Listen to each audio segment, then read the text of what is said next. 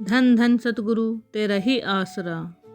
नाम चर्चा के प्रति मन में अभाव लाने से प्रेमी अपनी आंखों की ज्योति गवा बैठा। हम परिवार के 3 सदस्य और तीनों जीवों ने ही हजूर पिताजी से नाम ले रखा है। मेरी पत्नी व लड़के को उनके शुभ कर्मों के कारण नाम शब्द मिल गया था, परंतु मुझे अपने कर्मों की वजह से काफ़ी समय बाद नाम मिला। जब से मैंने अपने सतगुरु कुल मालिक के दर्शन किए, नाम शब्द लिया, मुझे ऐसा महसूस हुआ जैसे सदियों से प्यासी धरती को पानी मिल गया हो। मेरी आत्मा को जो शांति मिली वह वर्णन से बाहर है। मेरे सारे परिवार ने ही बेहद सुख व शांति का अनुभव किया। मैं खुद तो फायर ब्रिगेड में नौकरी करता हूँ। मेरा लड़का शमशेर सिंह किसी ट्रक कंडक्टरी करता है। अपने महकमे में कुछ गलत लोगों की सोबत करने पर मेरा लड़का भी उनका शिकार हो गया। वह अपने सतगुरु के वचनों की उल्लंघना करके बुरे कामों में लग गया। वह प्रतिदिन शराब पीता, मांस खाता। वैसे ही बुरे उसके विचार बन गए। अपने जवान इकलौते लड़के को इस प्रकार गुमराह हुए देखकर मैं बहुत चिंतित था, परंतु न तो उसे मार पीट सकता था और न ही कुछ कह सकता था। दिनांक 14 अप्रैल 1995 की बात है। मेरे घर नाम चर्चा थी। नाम का समय सुबह 6 बजे का था। जब संगत का भंगीदास 5:30 बजे मेरे घर पहुंचा तो उस समय भी मेरा लड़का सोया हुआ था। जब मैंने अपने लड़के को उठाने की कोशिश की तो शमशेर सिंह, उठ जा भाई, नाम चर्चा का समय हो गया है। मुझे आशा थी कि मेरा लड़का मेरी आज्ञा मानकर तुरंत उठ जाएगा, परंतु हुआ इसके बिल्कुल विपरीत। उसने भंगीदास प्रेमी मेश्वरदास के सामने ही मेरी सारी उम्मीदों पर पानी फेर दिया। गुस्से में उठा कहने लगा, कैसी तुम्हारी नाम चर्चा है? मेरी तो नींद ही खराब कर दी है।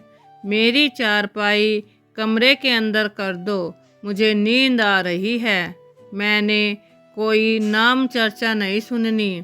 इतना कहता हुआ वह कमरे में जाकर सो गया। मुझे अपने पुत्र की वह बात सुनकर गुस्सा तो बहुत आया, परंतु मैं कैसे संयम में रहा, यह बात पूज्य हजूर महाराज जी स्वयं ही जानते हैं। इस अपमान की सजा भी भुगतनी पड़ी। हुआ ऐसा 16 अप्रैल रात को करीब 9 बजे, जब वह लड़का अपने घर पर था, अचानक उसे कोई दौरा सा पड़ा। उसके मुंह से झाग आने लगी, आंखें रुक गई, उसका सारा शरीर अकड़ गया।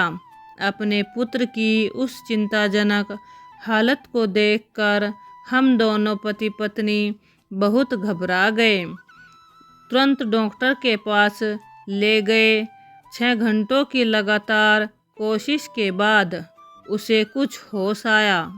वह अपनी माँ को आवाज़ देते हुए शोर मचाने लगा कि मम्मी, मुझे आँखों से कुछ भी दिखाई नहीं देता, मेरी आँखें नहीं खुल रही हैं।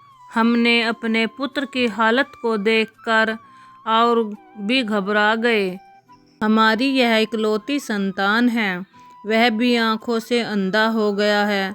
हमें अपनी आँखों के आगे अंधेरा ही अंधेरा नजर आने लगा।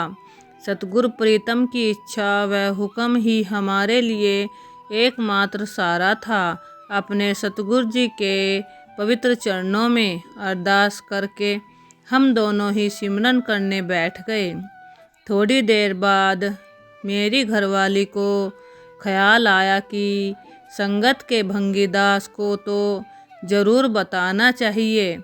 वह प्रेमी रामेश्वर दास की दुकान पर चली गई। वहाँ से उसके लड़के से मेरी घरवाली को पता चला कि पूज्य हजूर महाराज जी आज ही बुद्धरवाली दरबार से डेरा सच्चा सौदा हरिद्वार रामपुर ठेड़ी में पधारेंगे।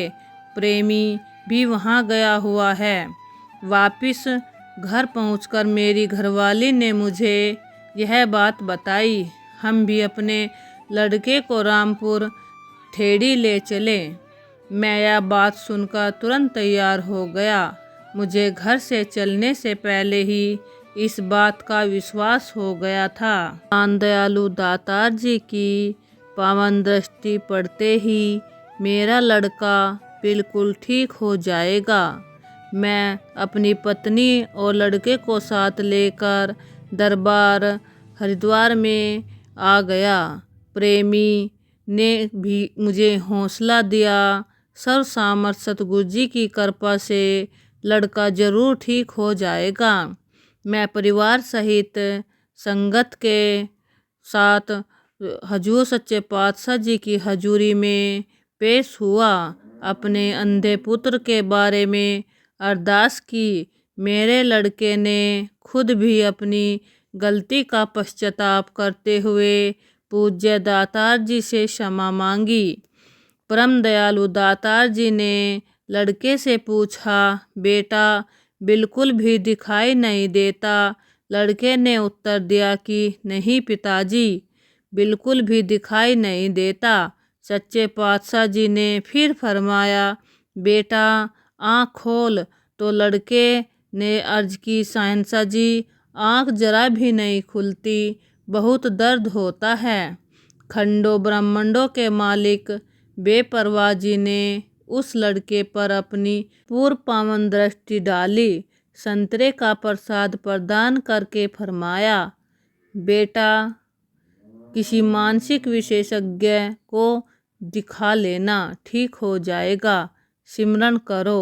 खुद खुदा के पवित्र वचनों द्वारा मेरा लड़का उसी दिन ही ठीक हो गया। सतगुरु जी ने उसकी आँखों में ज्योति भी बख्श दी। डॉक्टरों का तो एक बहाना था।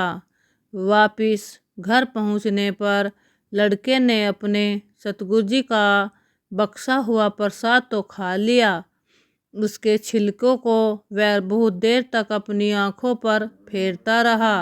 मेरी भी यही श्रद्धा थी। कुल मालिक की रहमत से उसकी आँखों का दर्द तुरंत ही ठीक हो गया। अगले दिन 18 अप्रैल को मैं अपने लड़के को लेकर मानसिक रोगों के माहिर डॉक्टर सरसक ले गया।